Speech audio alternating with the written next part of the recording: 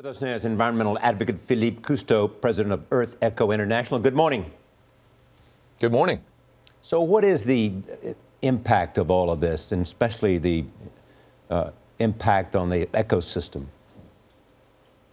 Well, you know, what's first and foremost important to remember, Charlie, is that this was an unpreventable disaster, the tsunami, and it's still affecting the lives and livelihoods of millions of people in Japan. It's still an environmental and social disaster. But marine debris as a whole is preventable, and this is a stark reminder of a much bigger problem. Marine debris is polluting and trashing our oceans all over the world.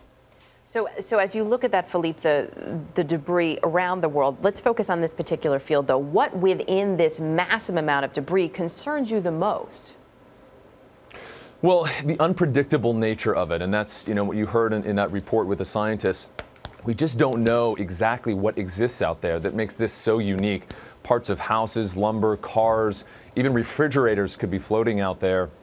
And exactly where it's going and how those dynamics work with ocean currents is still relatively a young science. So we really don't know a lot about where it's going to show up, how much is going to show up. But as you heard, we think that some of it will start showing up in probably in the outer Hawaiian Islands like Midway Island this March, and then continue on for the next year to year and a half. Realistically, how much could be done before that? I mean, is there any way to get in there and take some of this debris out, especially the items that you're most concerned about?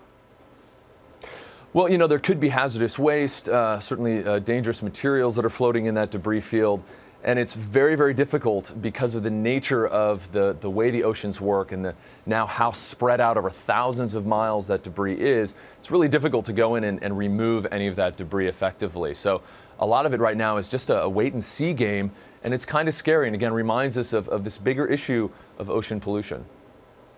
The GPS allows us to track it all, does it not? Well, again, unfortunately, it's so spread out. Initially, when the debris was concentrated off the coast of Japan, satellites were able to track it. But now that a few million tons of debris has spread out over thousands of miles, some of it is suspended just below the ocean, so it's very, very difficult to track it with any kind of GPS. It's really a relatively new, unpredictable science.